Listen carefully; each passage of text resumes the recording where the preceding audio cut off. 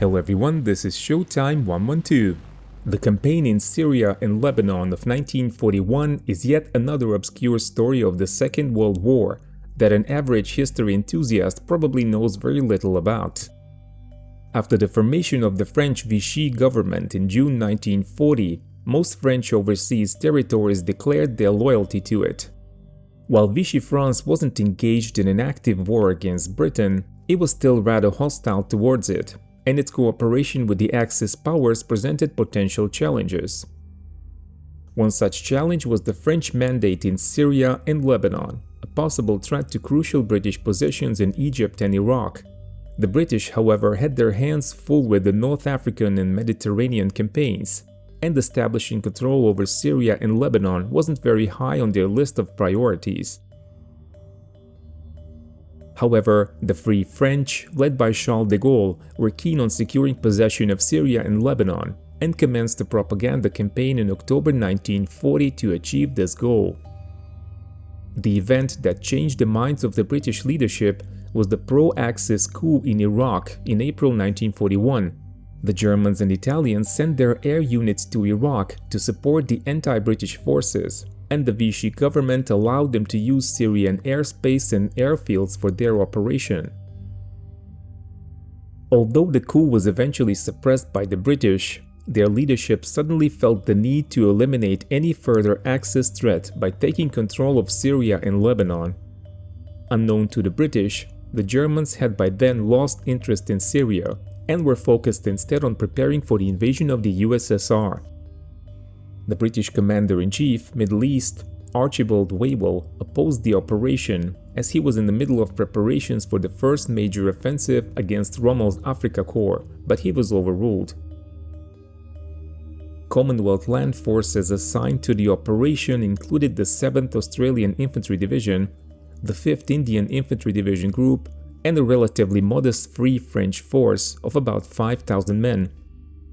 There was also the 15th Cruiser Squadron, comprising 3 cruisers and 8 destroyers to support the ground troops.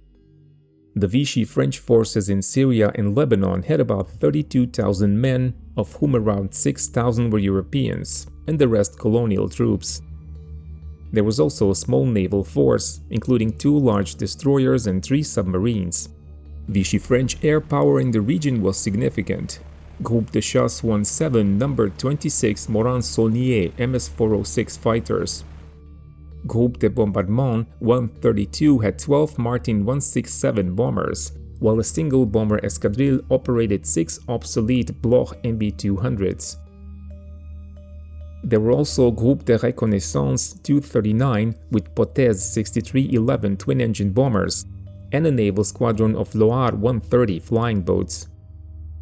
Finally, the French could count on 28 elderly Potez 25 biplanes.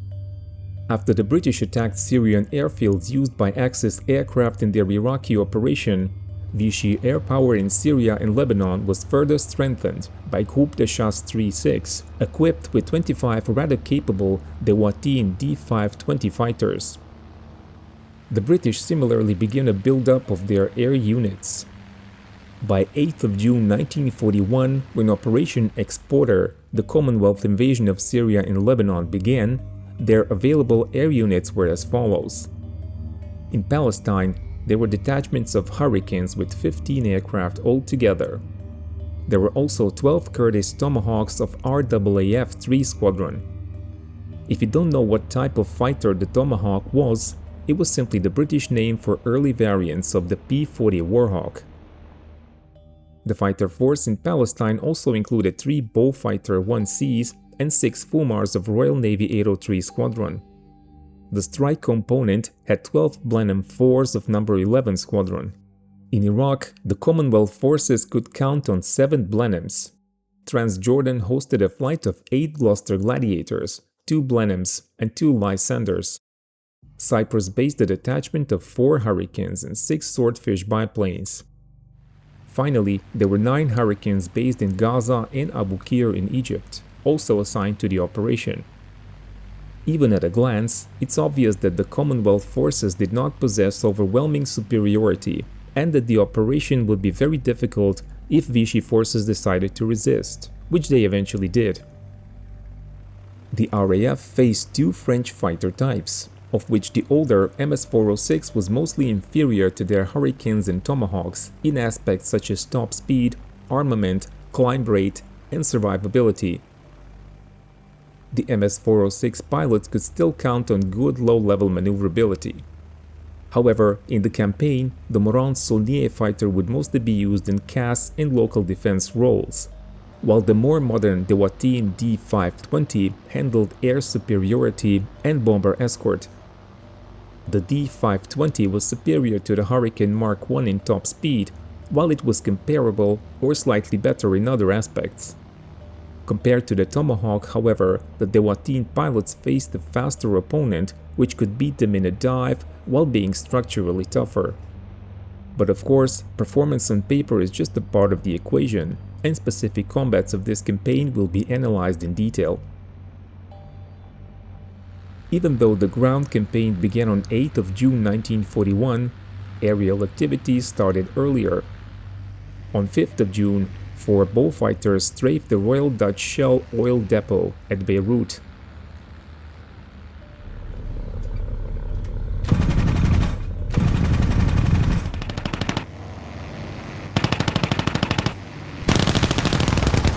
This was followed by a single Blenheim high-altitude raid. Both attacks only caused minor damage.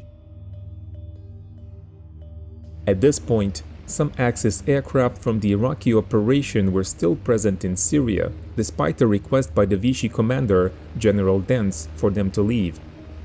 3 Blenheims attacked Aleppo airfield, where they found several Italian CR-42s and SM-79s on the ground.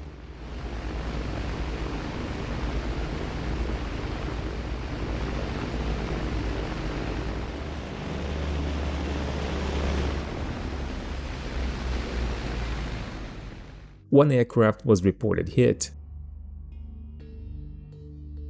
3 MS-406s took off to intercept, but failed to catch the British bombers. During the campaign, French fighters would usually take off too late. The observer network, mostly manned by colonial troops, wasn't very effective, and its southern outposts were quickly overrun by the British advance. As a result, French fighters were forced to resort to standing patrols.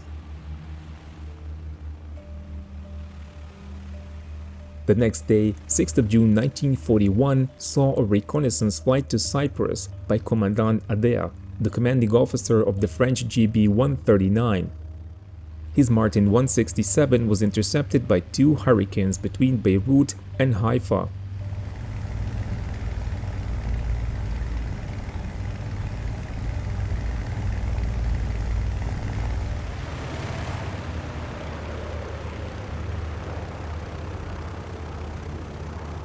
The British pilots, Flight Lieutenant Lockhart and Flying Officer George Westlake of No. 80 Squadron, claimed they had shot down the French bomber, and this claim was supported by the Royal Navy.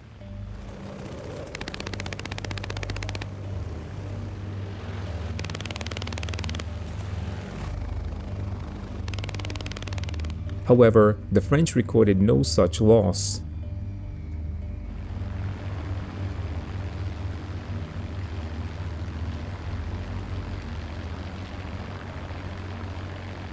The following day, 7th of June 1941, saw an interception by the French side. A Hurricane of No. 208 Squadron was making a reconnaissance flight over the airfields in Syria and Lebanon, flown by Flying Officer Holdsworth. MS-406s caught up with the Hurricane as it departed the Rayak area. The French pilots damaged the British fighter, however, they failed to shoot it down.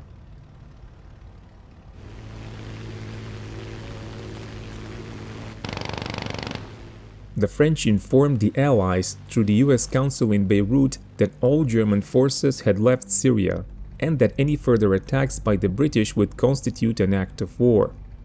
But there was no turning back, and that evening, 2 Bristol bomb bays operating from Egypt dropped leaflets over Syria and Lebanon, announcing the intention of Commonwealth and Free French forces to invade.